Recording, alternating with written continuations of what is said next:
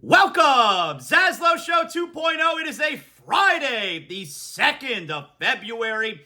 Good to have you aboard, part of the Believe Podcast Network, and presented as always by Anidjar and Levine, Accident Attorneys, our title sponsor of everything ZASLOW Show 2.0. Anidjar and Levine, Accident Attorneys, 800-747-FREE, 800-747-3733. Got a great show planned today. I'm super excited to have you aboard here.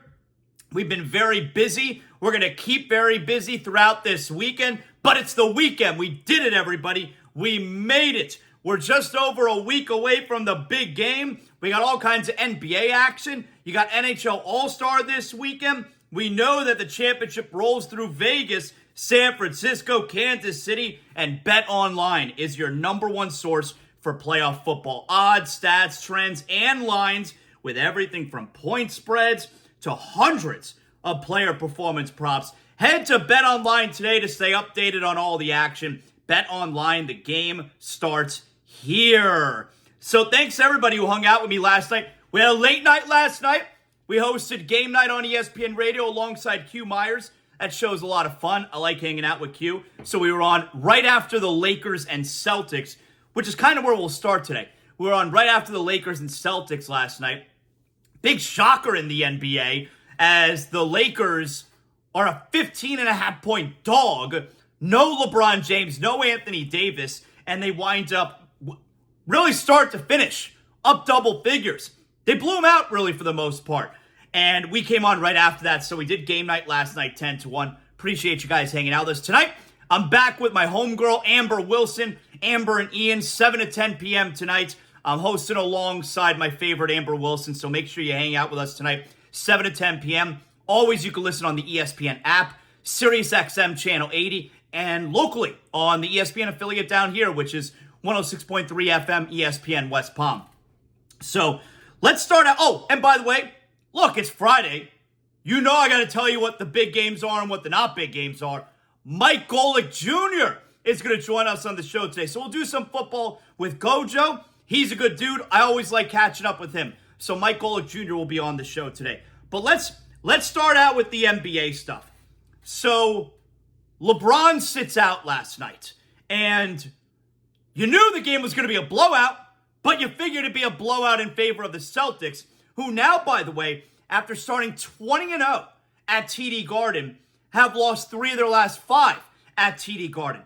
I told you, I don't believe this Celtic team is a championship team. They're obviously a championship contender. I don't think they're tough enough. I don't trust Jaylen Brown. I don't necessarily trust Jason Tatum in a big spot.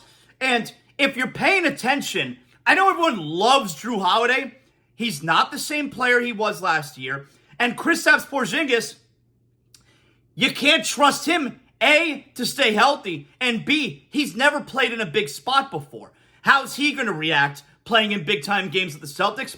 I don't know. But I know you can't trust him to be available. I don't think this Celtic team is tough enough.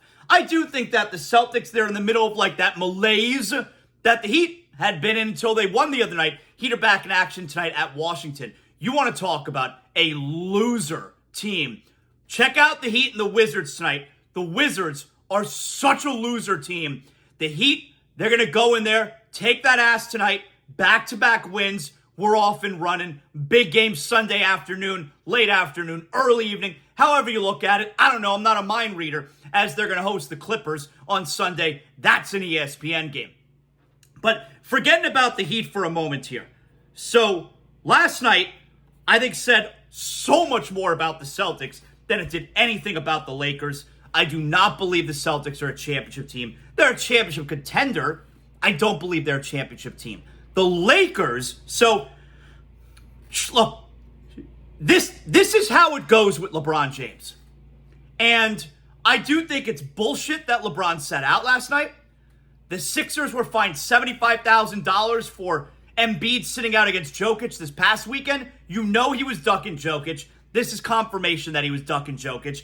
I do wonder if the Lakers will be fined similarly. I don't know if LeBron was on the injury report in the morning, but there's no way you can convince me otherwise that They're in Boston. It's the Lakers' biggest rivalry. It's the most storied rivalry in the history of the NBA. It's in Boston. No Anthony Davis. And Anthony Davis is legitimately hurt because he's always legitimately hurt. But no Anthony Davis. LeBron definitely looks at that. And you know he's frustrated right now. LeBron definitely looks at that and says, yeah, we're at the Celtics. That's our rival.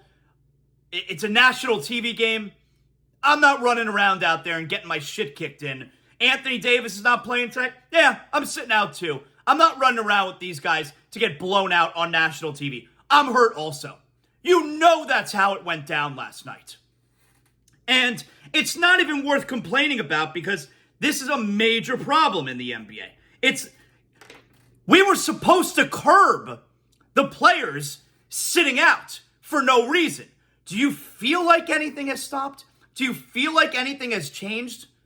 LeBron was standing the whole second half last night. Like he's coaching the team, he's helping out, what have you. He was standing the whole second half. He looked like a guy who was hurt. LeBron's standing it into it the entire second half of the game. He couldn't have given him 20 minutes last night.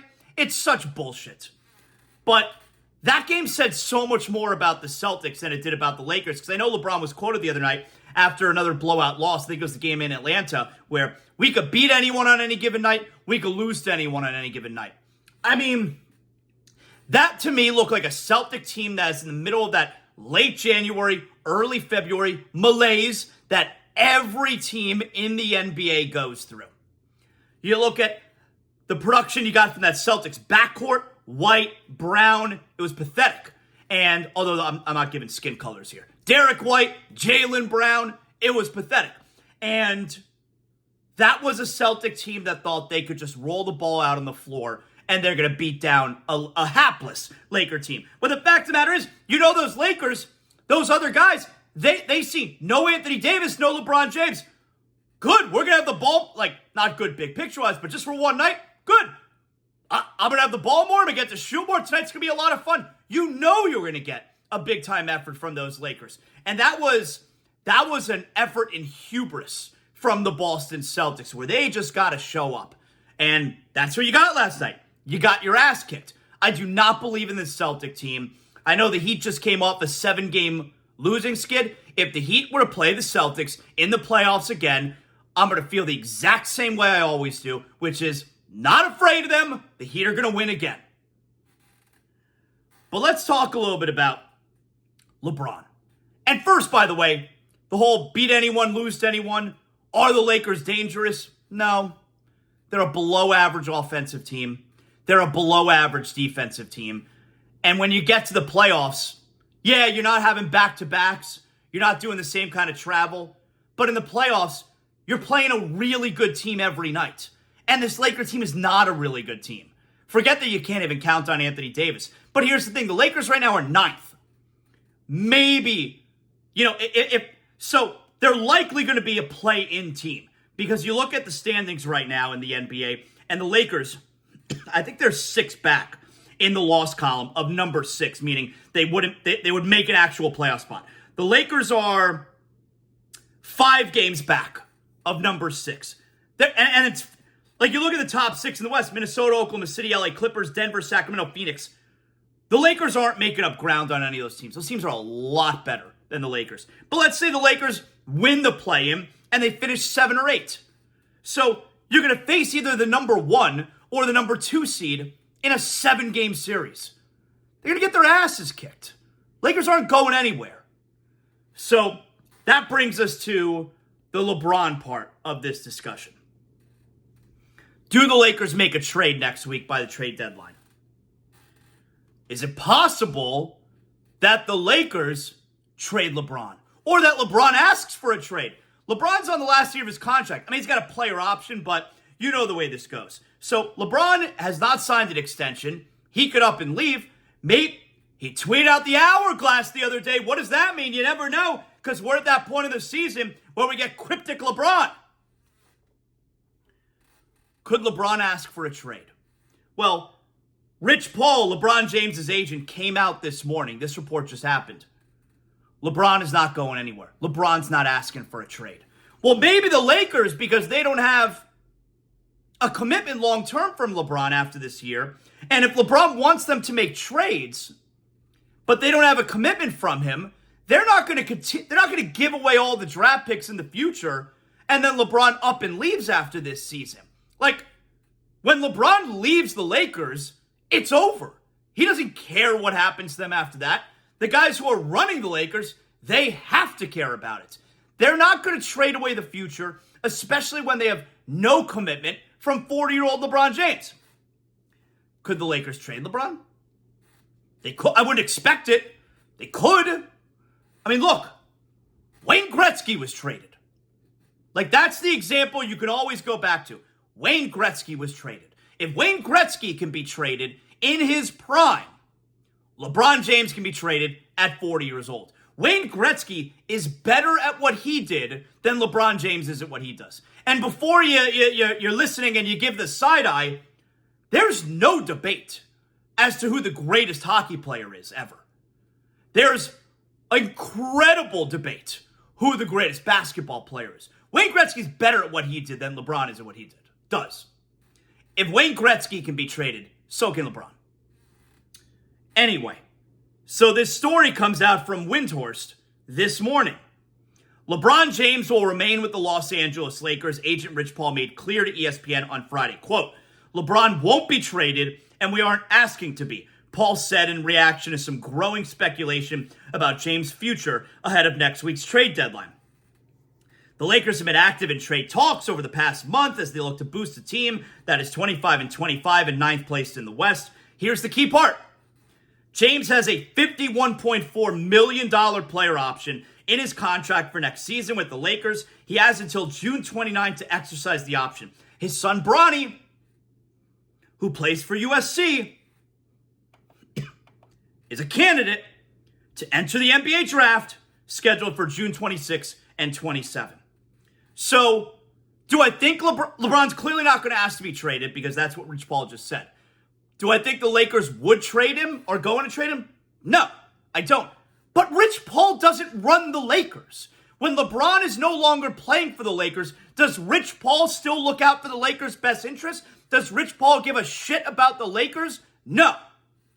So if a team like the New York Knicks, let's say, who've been hoarding all these first-round draft, they have like 8 first-round draft picks they could trade over the next few years. If the Knicks call up the Lakers, and I understand the money has to be worked out, the salaries matching, but if the Knicks were to offer 8 first-round picks for LeBron James, the Lakers are saying no? Rich Paul's in charge? If the Lakers are offering, the Knicks are offering all those first-round picks, and LeBron James, who is not under contract after this year, and has already said his dream is to play with his son. So there's the possibility a team drafts Bronny James, LeBron leaves this summer to go play with his son, and the Lakers are not accepting trade offers for a boatload of first-round picks because Rich Paul said he's not going to be traded? Get the hell out of here. What are we talking about? So do I think that the Lakers are going to trade LeBron James? No, I don't. But coming out and saying LeBron won't be traded, get the hell out of here. You don't run the team. Something to keep an eye on. Obviously a big story, and certainly be talking about it tonight with Amber Wilson on Amber and Ian, 7 to 10 p.m. Now, we do have other NBA news. Joel Embiid out indefinitely. He's got a situation with his meniscus. He's obviously off the table for MVP.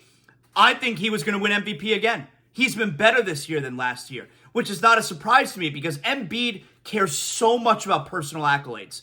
And he finally got that personal accolade last year, the MVP award, that now just focus on being awesome and playing basketball and trying to win a championship. And not coincidentally, he's having the best year of his career. But he is now not going to win MVP because he's going to miss plenty of time here. And he's only like 4 games away from the threshold. By the way, Tyrese Maxey last night, 51 points at the Utah Jazz, minus Joel Embiid. Big time performance. You know what else is big time? Sheets and giggles. You knew I was going to say that. You knew I was going to tell you that. 1 a.m. last night, I get off ESPN radio. I'm tired. I fell asleep right away, though. You know why? Not because it was 1 a.m., because usually I'm wound up after a show. I fell asleep right away because I get into my bed and I got sheets and giggles that I'm laying on. The softest, coolest, most breathable sheets. Sheetsgiggles.com. You can pick up everything. The bed sheets, the fitted sheet, the blankets, the pillowcases. I love the comforter. I sleep on a eucalyptus pillow. Do you need a new mattress? They have eucalyptus mattresses. That's right. Made from the wood of eucalyptus trees. My man Colin, the founder and CEO of Sheets and Giggles, he did it. He found a way for us to get the best sleep of our lives on the softest sheets while also keeping it environmentally friendly. And if you go to sheetsgiggles.com and use promo code ZASLOW, ZASLOW, you're getting 20% off your first order. And then every other time you go to sheetsgiggles.com, you're taking advantage of all the promos and sales they always have going on. So if it's your first time at sheetsgiggles.com, use promo code ZASLOW. Sheetsgiggles.com, promo code ZASLOW. You're going to get 20% off. So before we get to Mike Golick Jr., and we're going to do football with him, and we'll do big game, not a big game as well. The All-Star reserves were announced yesterday. Bam Adebayo, third All-Star appearance. How you love that? Here's what you got. So, the starters for the East, and by the way, they're doing East versus West again, which I really like because while it seemed like a fun idea, the captains and the picking teams, I never knew who was on which team. Who the hell can keep track, like who LeBron selected or who Giannis selected? East, West, I know who's on each bench. Not that I care, but as a kid, All-Star game was awesome. I can't keep track otherwise. So, your All-Star starters, Giannis, Embiid, who the commissioner is going to have to replace, Halliburton, Lillard, Tatum. Your reserves, Bam Adebayo, Paolo Banchero, first-time All-Star. He's awesome. Jaylen Brown. I don't love the Jaylen Brown selection, but Boston's got the best record in the league. You got to have multiple guys. That makes sense. Jalen Brunson, first-time All-Star. More on that coming up. Donovan Mitchell, Tyrese Maxey, first-time All-Star, Julius Randle. So 3 first-time All-Stars, Halliburton, Banchero, Maxey. Julius Randle is going to be replaced also. So the commissioner is going to replace Embiid, and he's also going to replace Randle. Out west, your starters, Doncic, Durant, Gilgeous-Alexander, LeBron James, and Jokic. Reserves, Booker, Curry, Anthony Davis. I wouldn't have had Anthony Davis. Anthony Edwards, Paul George, Kawhi Leonard, Karl Anthony Towns. Karl Anthony Towns is questionable for me as an All-Star. I don't believe he's a winning player. But again, Minnesota, number 1 in the West, you got to have multiple guys. So it makes sense. As far as snubs go, here's the thing. I don't feel like anyone really got snubbed. If I had to guess replacements for Embiid, for Randle, like, does the commissioner go with big guys because those are big guys missing it? It should really just be the best players because who the hell cares? They don't try anyway. There's been a little bit of momentum for Derek White as a first-time All-Star. Should the team with the best record in the league have 3 guys representing them? Probably.